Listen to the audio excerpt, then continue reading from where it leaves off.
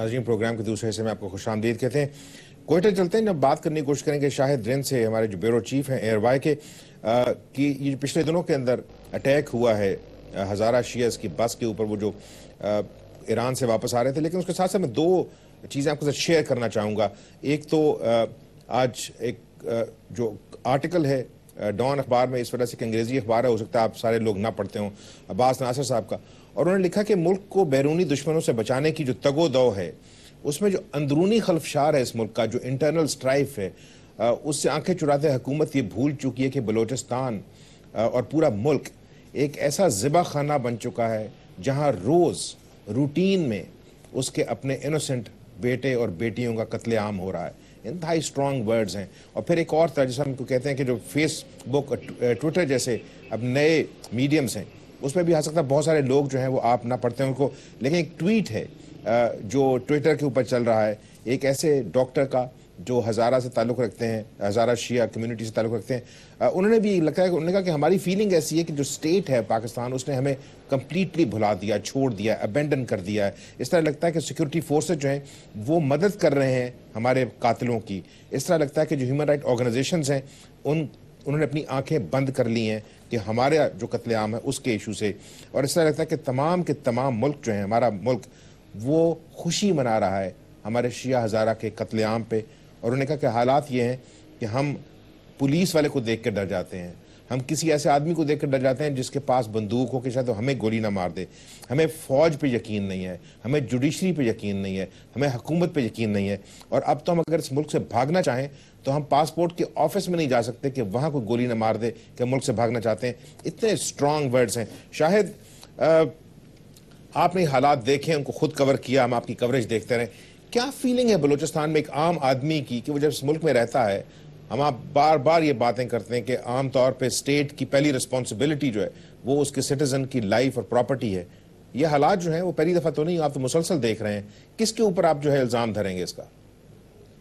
जी देखें, अगर हम इल्ज़ाम धरने की बात करेंगे आमिर गौरी साहब, तो सबसे पहला सवाल ये है कि हिफाजत फराम करना स्टेट की जिम्मेदारी है, लेकिन स्टेट उसमें मुकम्मल तौर पर नाकाम हो चुकी है। मैं आपको एक छोटी सी एग्जांपल देना चाहूँगा कि आज से चंद हफ्ते कबल सरियाब रोड के इलाके में पुलिस के एक इन्वेस्टिगेशनल टीम को निशाना बनाया गया नामालूम अफराद की जानिब से। जब हम जाए वकुआ पर पहुंचे तो जाए वकुआ पर पहुंचने के बाद जब DIG हजरात कोयटा पुलिस के वहाँ पहुंचे तो उन्होंने जो इर्द गिर्द के इलाकों में जिस अंदाज में सर्च ऑपरेशन किया, उस सर्च ऑपरेशन और गलियों में दाखिल होने के अंदाज को देखकर ऐसा लगता था कि किसी बॉर्डर पर खड़ी हुई फौज अगली चौकी पर पेशकदमी कर रही है और उसे ये शुबा है कि हर आने वाले लम्हे पर उसका दुश्मन उसका इंतजार कर रहा है। ये वो खौफ का मंजर था जो हमने पुलिस में देखा। ये सिर्फ पहली बार नहीं है।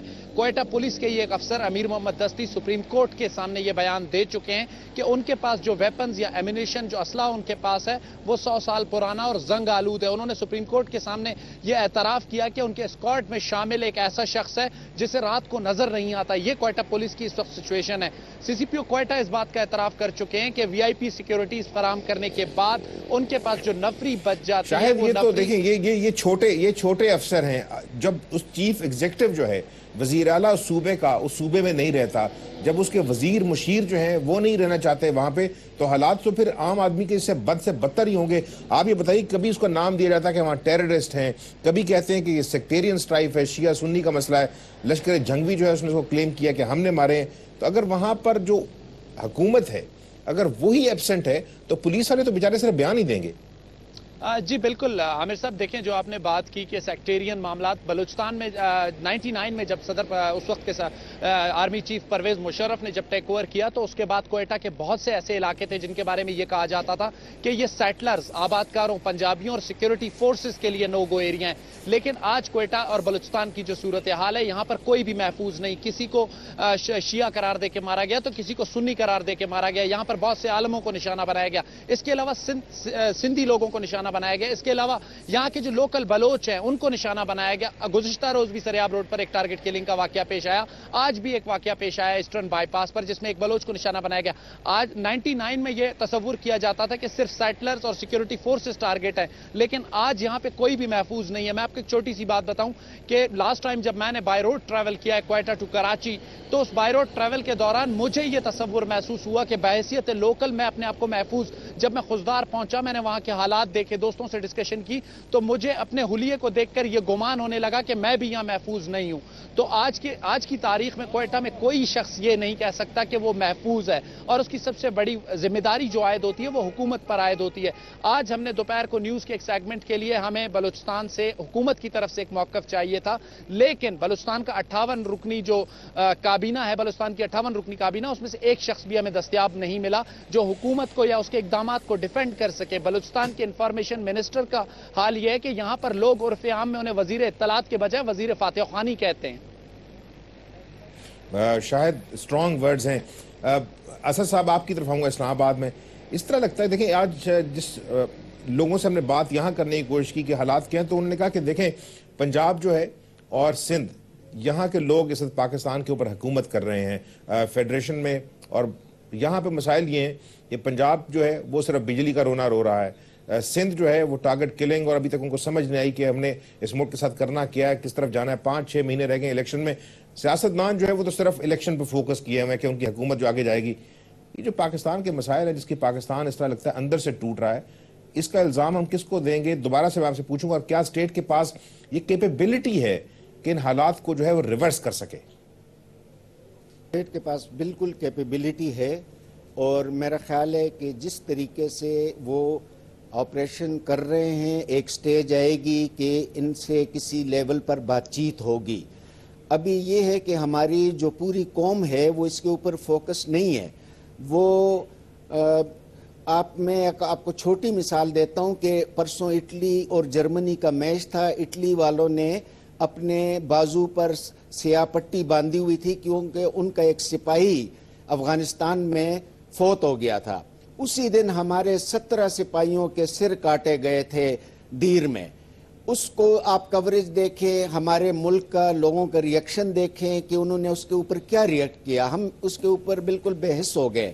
جب تک فوج کے پیچھے صاحب میں شاید دیکھیں بے حس ہونا جو ہے، میں آپ کو بتاؤں، دیکھیں نا، اگر فرض کیا اتنے بڑے جو واقعات ہوتے ہیں اس کے اندر جو ریئیکشن ہم دیکھتے ہیں کہ حکومت نے تحقیقات کا حکم دے دیا، ہسپتالوں میں ایمرجنسی لگا دی ہے، آنی ہاتھ سے نمٹنے کی جو ہے وہ تسلیاں ہیں، حملے کرنے والوں کے مبینہ فون ہے میڈیا کے اندر، اور پھر ذمہ داری کی قبولیت ہے میڈیا جو ہے، مطلب یہ کوئی ایک دن کا واقعہ نہیں ہے، اس کو سال گزر گئے ہیں، اور لوگ جو ہیں وہ سمجھتے ہیں کہ یہ جو بم دھماکے ہیں، جو قتل عام ہے، شاید ان کی زندگی کا حصہ ہے، وہ بے حس نہیں ہے، وہ مجبور ہیں۔